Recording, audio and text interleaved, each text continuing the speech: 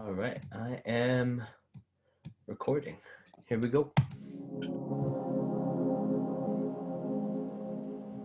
Welcome to Mindful Minutes with Musicians, the show where we aspire to inspire musicians and artists talking about mindfulness and what brings us through our practice to achieve greater goals. All right. Welcome, everyone. Today's guest is Janis Mayers, an interdisciplinary artist who uses many mediums of communication such as poetry, dance, physical expression. I've known her for years and have seen an amazing transformation into the artist that she's become today, creating stories that illuminate beauty amidst the ugly truth of shared human experience, the gentrification and colonial practices that continue to bleed through our society today. She was in Rust in 2018, a multi-arts festival as a model. She trained with an international master's at the Banff Center in 2019 and derives in 2019. And she was a performer in the Solitudes this past 2020 at the Harbourfront Center, as well as currently performing and writing as an artist in residency with Aluna Theatre for 2020 and 2021. And over her course, her career in the arts has been heavily influenced by a collective creation dance, movement training, as well as Indigenous and Trans-American styles of playwriting. Not to mention that she's also a personal trainer under the brand Janis Fitness. And today we have the pleasure of being with you today. So huge welcome to Janis Mayers. Thank you. Thank you. Nice to be here. Nice.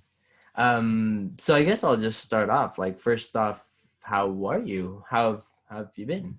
I've been good. I've been keeping busy amidst the situation. So a lot of studying to further along my next artistic endeavor. So I've been taking playwright workshops and just doing more deep dives into the different methods of playwriting.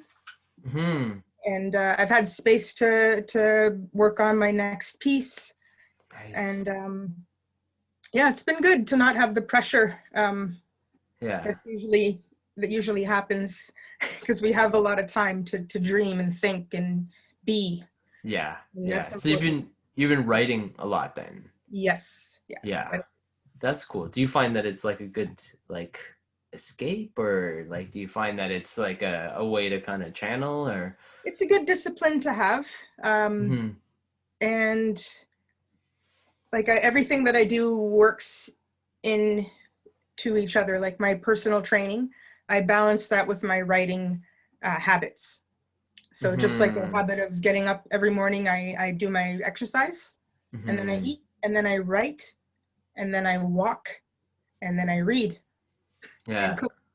So it's like repetition too, right? Yes, like keeping that. I personally need structure, and it's not bad structure for me. It's comfortable, and it's a good balance, because too much of either can make you tired. So if you temper it, mm-hmm. and take one day off a week, I'm very, very diligent about one day away from everything. Rest I think is like one of those things that a lot of people don't take into consideration too. Like there is the routine and there is the these things, getting used to every day, but I think rest is one of those things that we sometimes don't allow ourselves, and I think that's a good it takes practice. I haven't always been like this. That's absolutely for sure. So over the years, I've figured out what works for me. But it does, like this past week, for instance, I was trying to take a staycation, but it took me 3 or 4 days to be okay with letting something be, because we're wired to produce. Yeah. And for sure. It's a good thing. But we have to, the self-care is really important, especially now. And it doesn't have to be complicated. It could just be a 20-minute walk in the park, and maybe drinking more water than the day before. less Yeah. coffee. Yeah. Little things, nothing radical. I'm not good at radical, The but details, yeah. small steps work for me. That's awesome. Yeah. Yeah, it's funny because this year has definitely been a different one, and it's like beyond just pandemic, and it's beyond just the isolation factor of it. There's like even the mental challenges, or the mental kind of like stuff that we have to deal with on a daily, and I would like beyond just the health and wealth and stuff like that. It's like there's a lot of layers, and I think it's this year especially has been a difficult one. And Yep. yeah.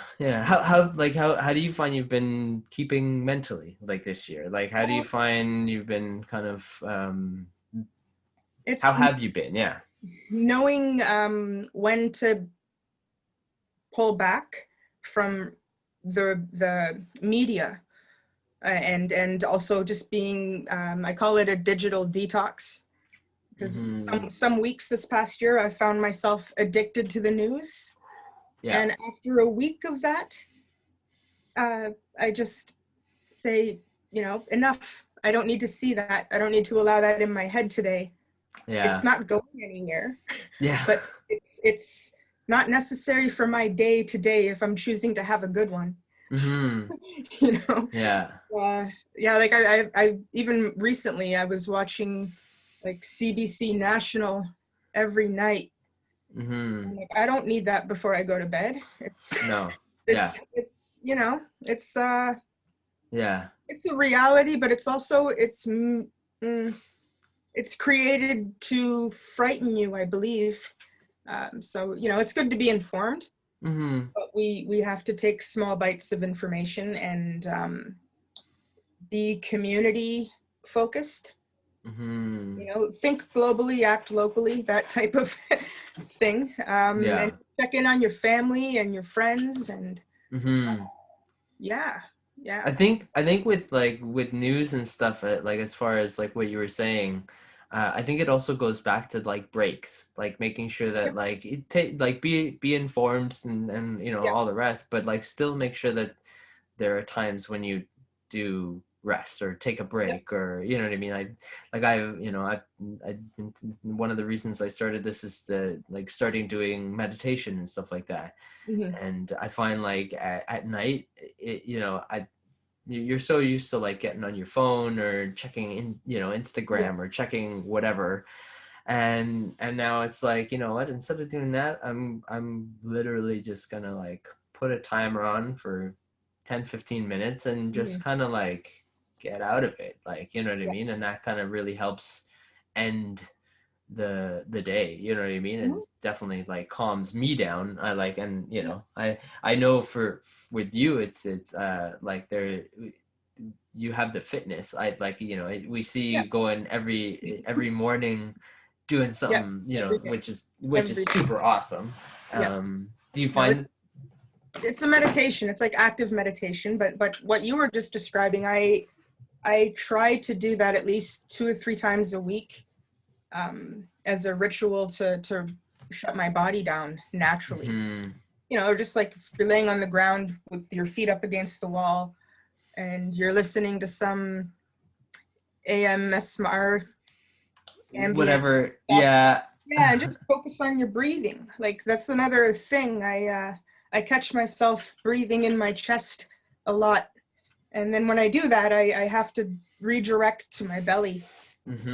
Take those deeper breaths. Yeah.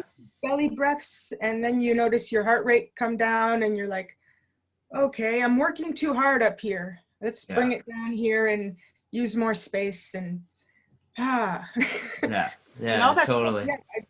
I learned that in my theater training. So I've been using it to my advantage for just self-care and staying fit mentally and spiritually.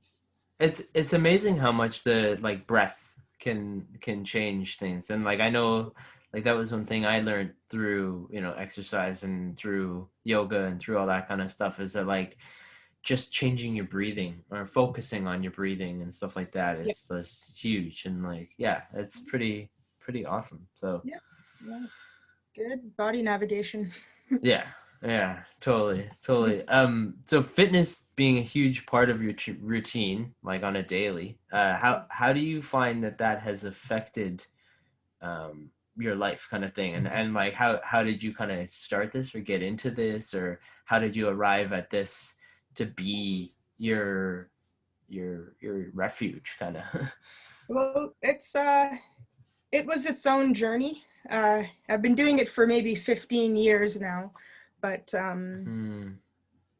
I think when I started bodybuilding and taking it really seriously, once I got the benefits of that and I could physically see and feel my body change, Mm-hmm.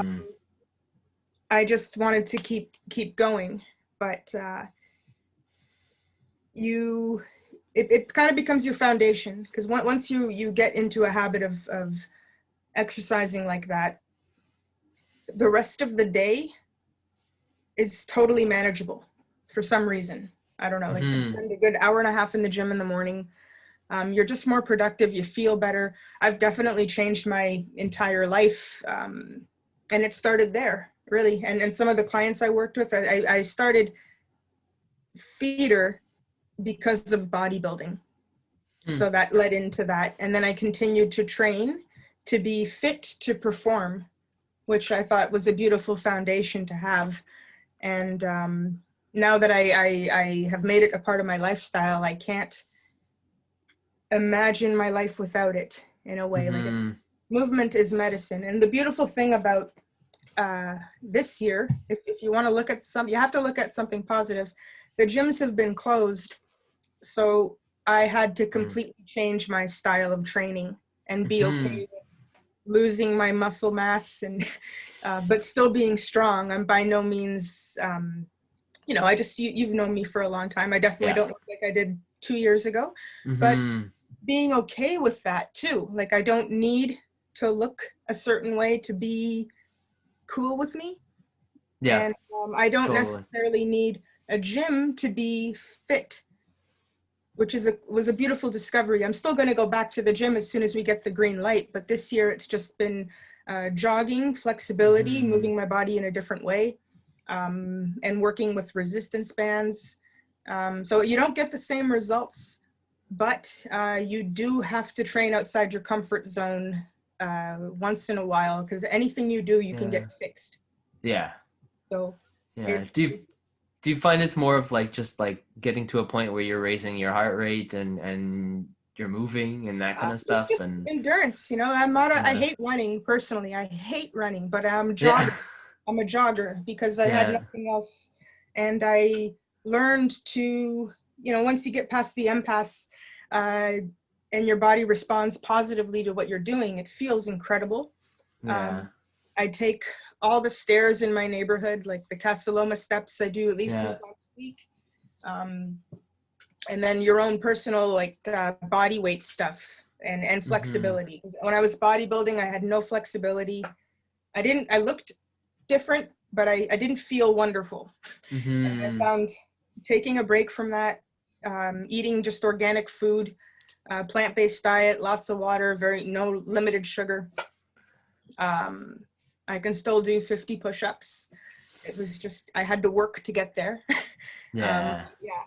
And it's great. But I think fitness to me is the foundation for everything else in my life. Like, if I wasn't Mm-hmm. fit, I wouldn't feel good. If I didn't feel good, it's a domino effect of negative, not negative, just not so great. Or positive, you know what I Yeah, mean? yeah, Like, it can yeah. go either way. So, Yeah. mm, Totally. mm, I guess another question I have for these times, because I know there's a lot going on and stuff, like, have you felt that you've been inspired, and or like, do you feel like you've been more inspired or less inspired to like be creative or get into like, I know you're doing a lot of writing and stuff. Do you mm. find it's easier now that you have this time, or is it more difficult, or? It's good to have the time, but I feel Mhm. that there's a sense of urgency with the message. And right now, like the momentum that I've had in my arts career, as you've been with me the whole way, but like show after show after show after show, and then March happened. Mm-hmm. But the beautiful thing is, what I'm writing is my own work. Mm-hmm. So that's my story, Mm-hmm. and I'm on my own. I have a lot of help, but it's ultimately my creation, and Yeah. I don't have to. I have the opportunity to share it, and it's have a good response so far. It's being received very well, Mm-hmm. but it's a beautiful opportunity to take a risk, because I don't think we've ever had an opportunity as a whole world to pause and think about something you've always wanted to do but haven't had the time to do it. And if Yeah. you're a creator, an artist of any kind, a chef, anything, you want to be whatever you want, take the courses now, get the skills, and go for it, because nothing's stopping you at all. Yeah, Totally. not even the government. Yeah. Yeah. I guess it's just creating the space for the what you really want to do, and that like now that we have kind of the space, there is a bit more space, there is the opportunity to kind of do these things. So Well, also the medium, these Zoom calls, for instance, we're able to take workshops internationally with all these artists. Like at the beginning of this lockdown, I was in a online workshop with DB Young. She's a dub poet.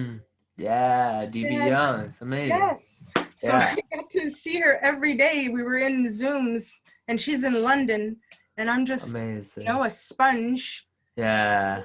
Everything beautiful, and I wouldn't have that opportunity otherwise.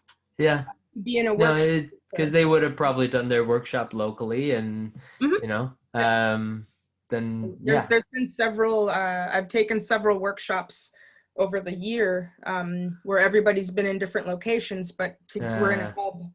So amazing. It's been really cool. That's one of the cool things that has happened this year, is that there has been a lot more accessibility for these types of things. So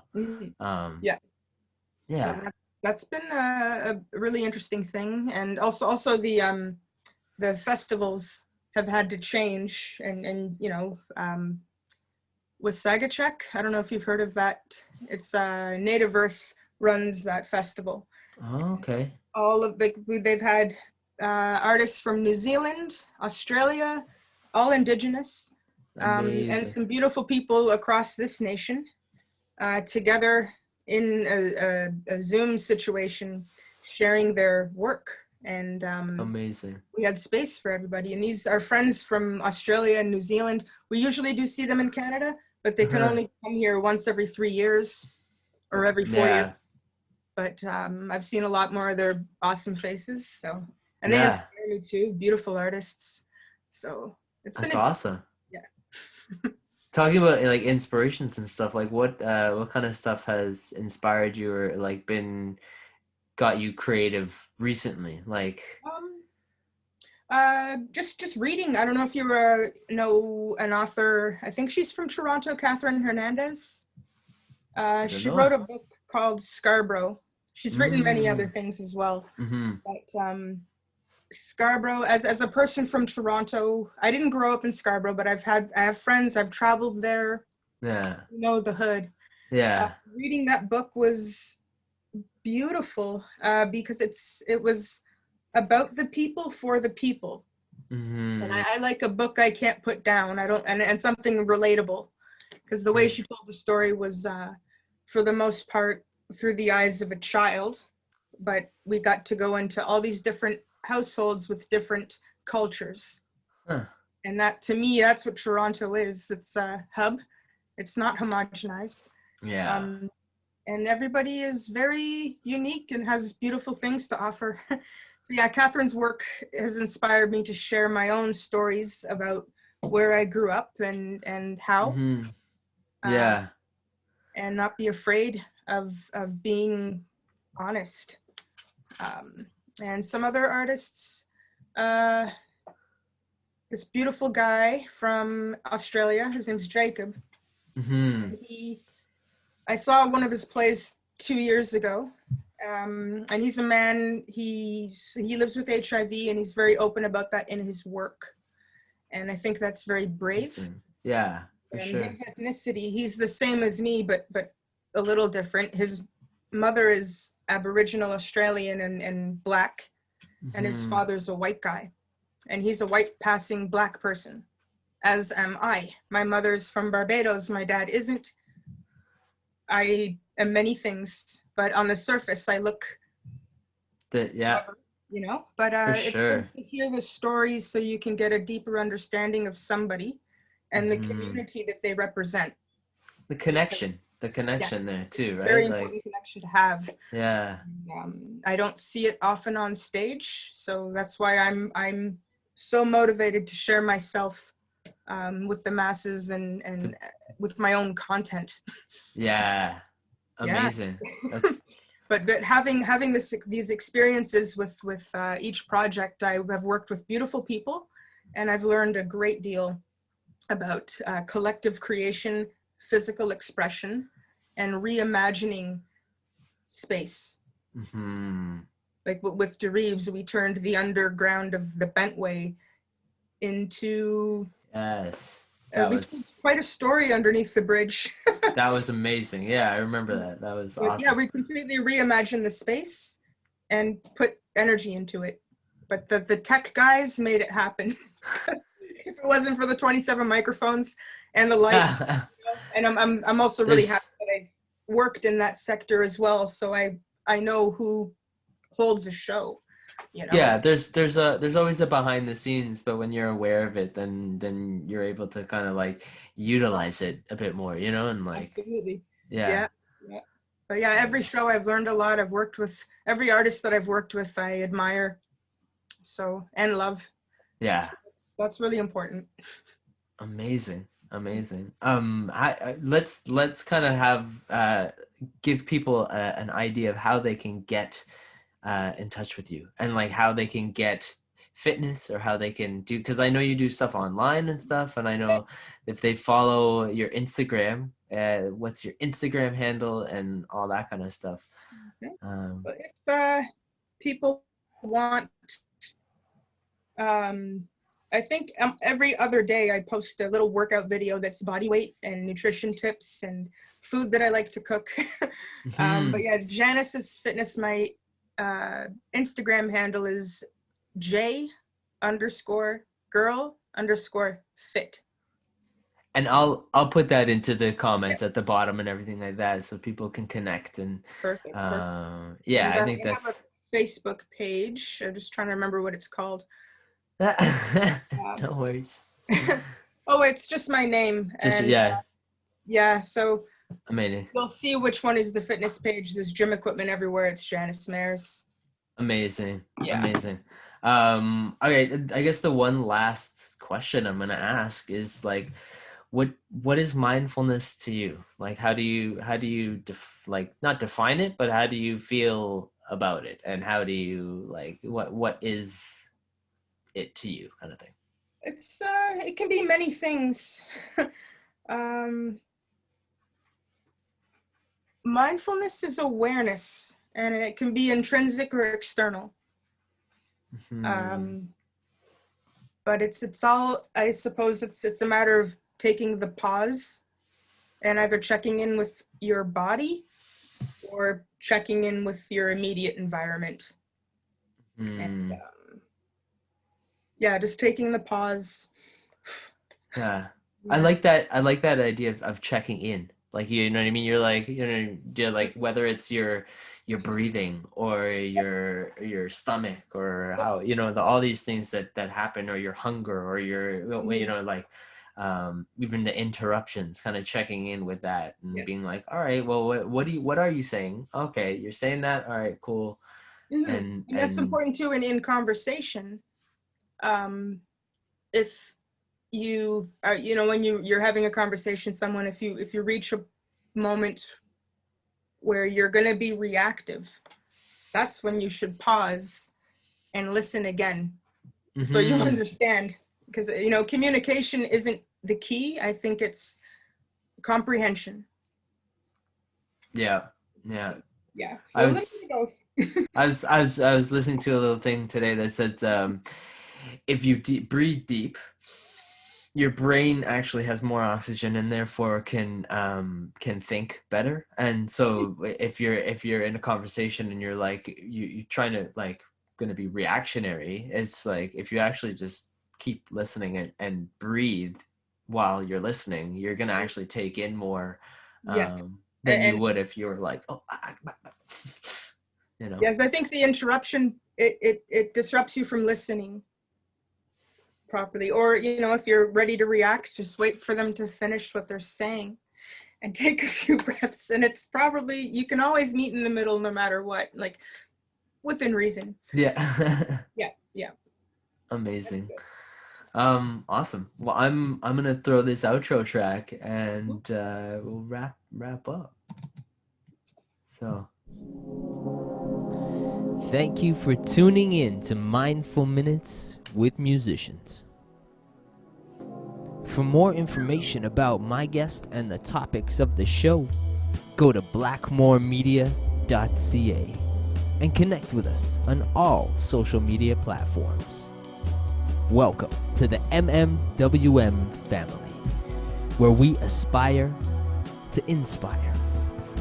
See you soon. amazing. Thank you so much. You're definitely an inspiration, and I'm really glad that we got to do this. And I will definitely like make sure all your stuff is your socials are put in the comments and all that type of stuff. And everyone, if you're listening, please like, subscribe, and follow Janis's Fitness YouTubes and all that kind of stuff, and follow the Instagram and work out, because that's amazing too. But yeah, Rock. Thank you so much. thank you so much, and we'll do it again. We'll talk soon. I'm sure. Hopefully. Awesome. Thanks. Wow.